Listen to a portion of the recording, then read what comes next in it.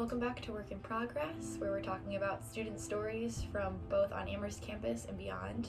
I am Ava Zielinski, Loeb Center Senior Marketing and Communications Intern, and today I had the joy of speaking to Jaclyn Kim, who is a current senior here on campus, an econ music major, and we dove a little bit into her interest in the finance industry, both while she has been at Amherst and beyond, and a lot about networking and different networking tips that you can utilize in your day-to-day. Well, Jaclyn, welcome in. Thank you for being here. We're really excited to have you.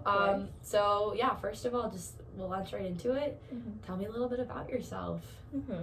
Hi, I'm Jaclyn. I'm a senior econ and music double major, and I'm from Cherry Hill, New Jersey. Oh my gosh, so not too far away. No, not that far away. But I'm sure that the winters are definitely more mild than they are here. Yeah. I mean, like, I grew up, like, in the winter, like, Sure. in New Jersey. We had the beach. We had, like, really bad hurricanes and, like, yeah, I remember those. But it's only, like, a 5-hour drive. Okay, so that's not too bad. Yeah, you're far enough away to feel like you're away. Yeah. But you're not so close. Which was something I wanted in a college, honestly. Yeah. So That's that my perfect. parents couldn't come, like, every weekend. No, for sure. Yeah. For sure. Okay, so you're econ and music. What exactly drew you to those majors to begin with? And is that also something that was sort of a draw to you to even come to Amherst? Honestly, I had no idea I wanted to do music, because music is a passion of mine that I've been doing since I was really young. Oh, wow. But econ is something that I've been interested in. And I was like, I took econ 111 and I was like, it's kind of hard. Like, yeah. why is this kind of hard? Yeah, no, I'm with you on that. Because when I first started here, I was actually planning on being an English major. Oh, really? Which when I tell my friends that, knowing what like they know now about my majors, where I'm econ and Spanish, they were like, really? Seriously? And I was like, yeah, I kind of just threw myself into econ and then realized that like it's hard, it's really hard, and it really pushes you, the boundaries of like your knowledge and the way that you look at things, but it's also really interesting. And I didn't realize that I would like it so much. And like the different electives that they offer. Oh, for sure. Yeah. I've taken a few with Professor Reyes, which is kind of like looking at like anti-racist, anti-economics, like what is like the mainstream economics things that aren't, like really popular or, well known. So for sure, I think the liberal arts perspective that the economics department does have here is really wonderful, because even personally too, explaining to people that I've done internships with over the summer and stuff like that, how being an econ major, etc., a lot of people are a little bit confused about the approach that we take. Yeah. And I think that the more holistic sort of way of looking at it is just more interesting and also less cookie cutter and allows you to think critically. Yeah. And so a lot of people were, your typical business majors, and I don't know if I would have become a business major if that was the only option. Whereas with econ, it allows you to have a little bit more of an interdisciplinary approach. So I totally agree with you on that.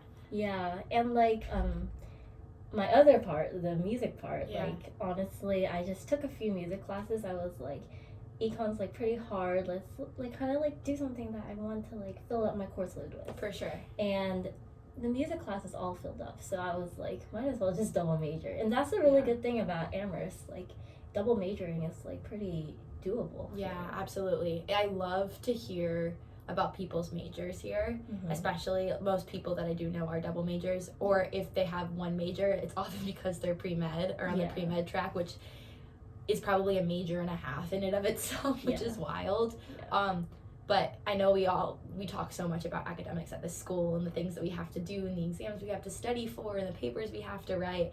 But learning about people's majors, I feel like, is a really great insight into what they're passionate about, and hearing about things that they might study a little bit more for a pre-professional route versus something that they're really wholly passionate about. Yeah. And even those passions still aid the major that might be a little bit more difficult or that might be more time intensive, etc. So I find that very interesting. So in terms of music, so you've been doing music since you were a kid. Were you learning instruments? Were you dealing in music theory when you were like 5 or something, and really getting into all of that? I really did not know music theory until I came here. And like for the music major, you need to learn music theory, for sure, like composition, which was not the good part about the major, but like you have to get through it. And I think it has like kind of improved my knowledge in music and how I understand music. For sure. But I did play some instruments. I do play the piano now. Wow. And I used to play the violin and viola. But. Okay, very cool. That's so exciting. What would you say is your favorite instrument that you've played so far? Piano. Piano's your favorite, and that's your most recent instrument that you've learned. Mm-hmm. Okay, so what do you like about that so much? I don't know, there's so much you can do with it. And honestly, like the pieces that I listen to on YouTube and Spotify, I listen to it and I'm like, wow, I really want to play this. Yeah, that absolutely makes And that sense. gives me like motivation to practice on my own. And the music center has like so many pianos that we can work with. They do need to be tuned a bit, but the fact that they're there is like good. No, for sure. And so, are you also involved in music on campus outside of your major? Mm-hmm. I'm in chamber music. Oh, wow. So I get to like play pieces with friends. It's pretty fun. We get to choose the pieces we want, and like we get coaching. Oh, wow. As well. That's really cool. And so, are there any other activities or organizations on campus that you're also involved in? Yeah, so let's go back to the econ side. Oh, goodness. I'm the co-president for Women in Finance. Oh, wow. And that club has been something that I've really wanted to work hard on and like build it so that it's like approachable and easy for, I guess, girls on campus to enter and like just get more finance knowledge that might not be like, you know, as easy to get through like other clubs, or because we're a liberal arts college, like we just don't have like a finance major. And it's through like upperclassmen and like our individual experiences that I think that the younger classmen can learn a lot from. Yeah, absolutely. So now what exactly interested you in the Women in Finance group in particular when you first entered Amherst? I guess like the upperclassmen for me as well. Like I saw Women in Finance and I was like, what is that? Like I didn't see that much like advertisement, but one of the upperclassmen that I got closer with, she was like, you should definitely join. And like the meetings were very like low key. It was you can make friends, network easily, and I feel like that's the first step in like entering like a pre-professional route, especially something like finance. It's like getting the experience and like the practice before you go. Now, can you, for those of us that do not know necessarily what goes on within the Women in Finance group, if it's shrouded in mystery or not, what exactly do you guys do in your day-to-day with your meetings and things like that, and what exactly is your role in leading that group? So me and my board, we like plan events, so this includes like workshops, like financial accounting and stuff. We also have like guest speakers from people that I've interned with or like the other people I've interned with to talk to their experience and like any advice that they have for how someone can break into the finance industry. Yeah, for sure. We also have like Stephanie from the Loeb Center who talk with us every semester. And yeah, just like a way to like network, know how to coffee chat, and build like the experience. Yeah, for sure. And what do you think is a really big advantage of having a woman-specific finance organization on this campus? What do you think really adds to the experience, not only for students, but for the campus itself? The title in itself, it gives like the idea of like diversity. And like, it is women in finance, but there are men who, you know, are invited to join. It doesn't have to be just to women, because the knowledge that we learn is like applicable to both women and men. And I guess like the whole Women in Finance idea is to like be open, because like finance may not be as like open as like, you know, it might be hard to like kind of fathom like what is it, how do you break into it. But yeah, for sure. On this campus, our goal is to make it feel like you don't have to be a finance major or like an econ major to be in Women in Finance, and you can just join to like learn. We do like budgeting events as well, to like learn how to budget, how do you like maintain your money, save money when you grow up. And like we're not like professionals, but we all learn together. That's amazing, especially nowadays. I think learning about finance and finances, it was almost like a taboo subject. Yeah. And it was only, you know, knowledge that was meant for those that worked in the industry, Mm-hmm. and especially the idea of, you know, financial literacy or power in your finances and understanding investing, especially as women who traditionally were not a part of the industry or not necessarily in very high positions in the industry, is really interesting. So learning that, you know, you all do that beyond the fact of, you know, maybe a pre-professional sort of track of networking Mm-hmm. and knowledge gathering, there's also the other side of being able to assist students with the topics that we don't learn in our education, which is really interesting too. I agree. That's awesome. Now, so were you always interested in finance, or was your interest in women in finance, etc., more from a financial literacy standpoint? Do you want to talk more about that? I think I learned more or like thought about finance more as like a career. Sure. My sophomore year. Okay. Because freshman year I was like, I'm just taking a few econ classes, but I was like, what do I really want to do? That will make me, you know, make money. And Fair enough. The Loeb Center has been a great resource for me since my freshman year. Okay. And upperclassmen really recommended it to me. And like when we were freshmen, like we had to wear masks and everything. So that like, was another era. it really was. It feels like it was a lifetime ago. It was like hard to connect with upperclassmen at that time. For sure. Like even within our grade as well. Yeah. And so I was really lucky that I had some upperclassmen who like recommended like talk to the Loeb Center. They kind of help you in like finding out what route is best. And I talked to Stephanie, and that's how I kind of got into the, what is it called, the sophomore track. Yeah. And I went on the Boston finance track. Okay, sure. And that was like really eye-opening because we got to talk to professional people and sit in like really professional like tables and like environments. Yeah, a little bit of imposter syndrome there. A little bit. But the way that they talk to us, it's like we're like an equal. They want to teach us. They want to mentor us and guide us into like knowing that finance is something that we can also be interested in. And I think the whole experience was nice because we talked to like private equity firms and like alumni, and that kind of made me more interested to like delve into different opportunities within finance. That's so interesting. And do you think that experience especially helped you in understanding maybe what specific area of the industry you would like to go into in the future? Definitely. We focused on like private equity firms and like some investment bank firms, but not as much in like wealth management. And so I already had a sense of like what the, I guess like how fast paced or like slow paced each different, I guess like firm was, or like industry within finance. And I think that in itself was enough for me to like kind of connect the dots and talk to other people. And I think it was a great way to like make connections, because making connections is something that's like an active effort, and For sure. That's something that I really wanted to pursue like past the finance track. Yeah, most definitely. Now, how have you been able to sort of create those connections and then maintain them over the years as well, being able to access such wonderful alums in such great positions, and then being able to actually follow through on that in the future? For me, I have like a few people, like I did write down everyone's names, which was That's like, important. and then you like add them on Baseline. LinkedIn, and then you write them a little message. You're like, hi, I remember you from the finance track. Sure. And like 10 out of 10 times they're gonna accept you sure. because they remember you as well, especially if you made an impression.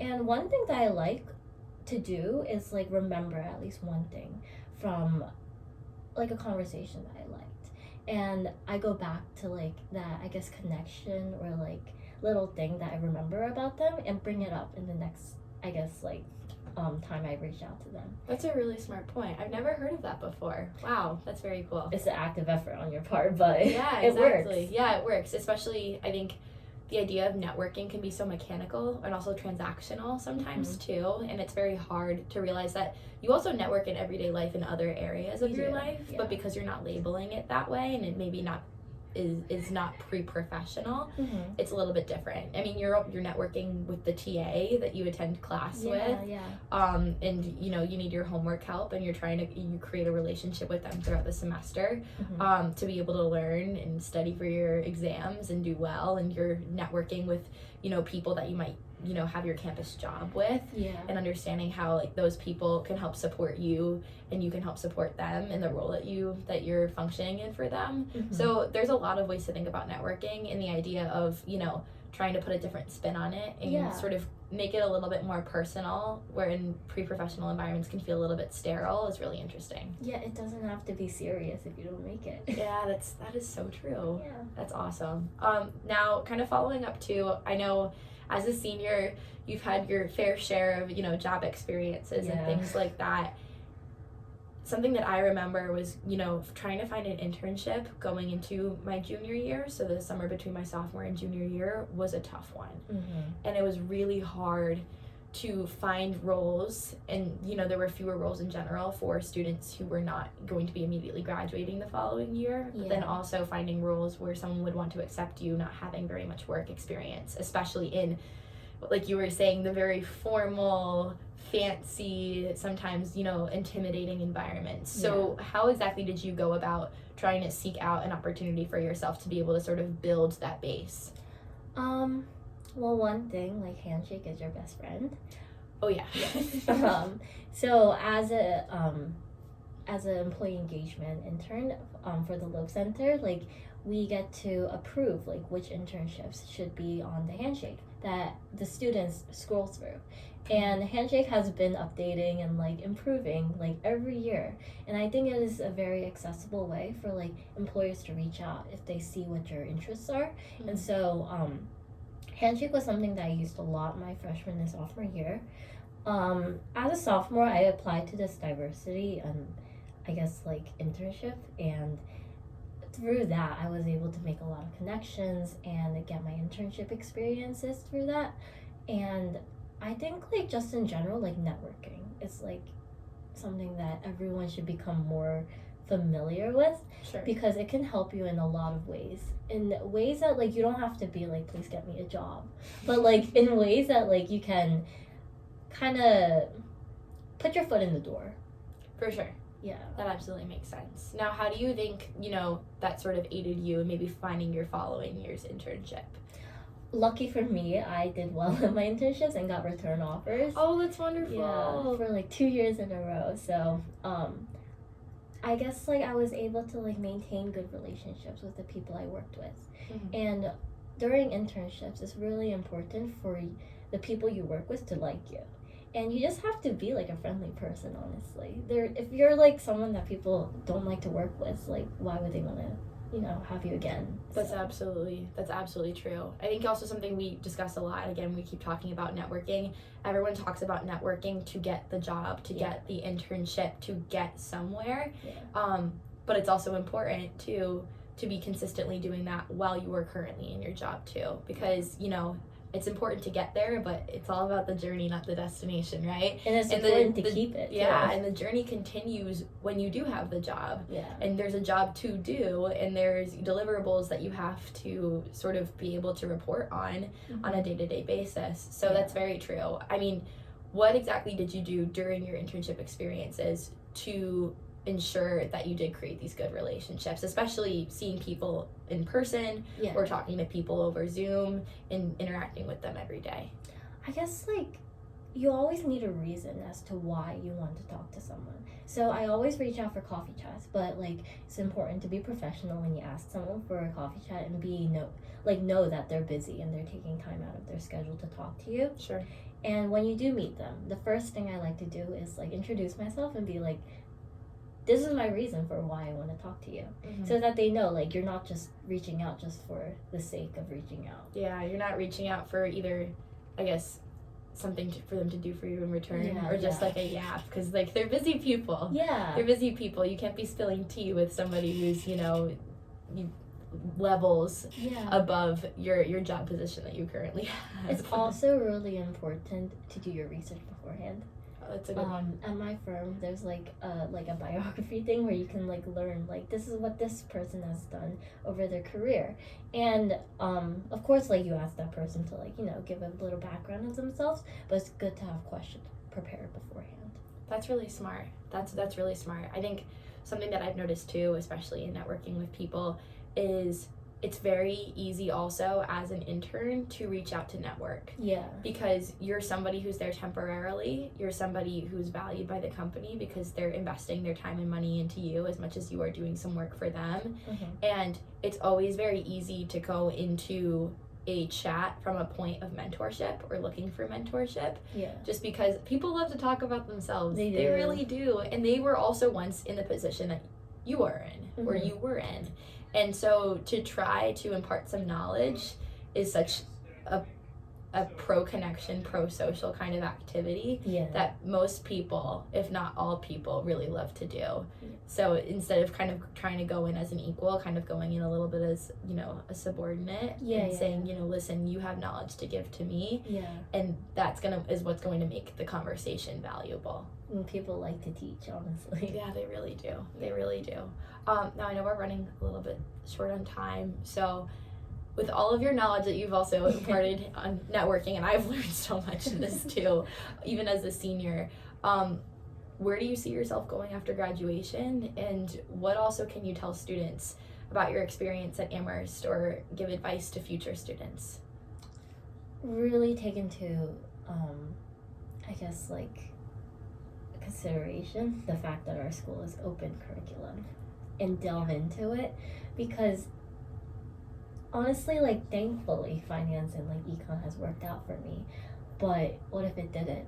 Like, there's just so many different routes that you can delve in through our like open curriculum, and also through the Loeb Center to kind of guide you. And I guess like in the near future I see myself doing finance. Sure. Gaining experience and skills and wanting to improve myself, and I think finance is a great way for me to grow. But I guess like maybe in like years or like in the future, I do want to really pick up my passion for piano and like maybe be like a small low-key piano teacher. That would be really cool. Yeah. That's amazing. Wow, amazing. Well, thank you so much for this conversation. There's been so much knowledge spilled, and thank you very much. Of course.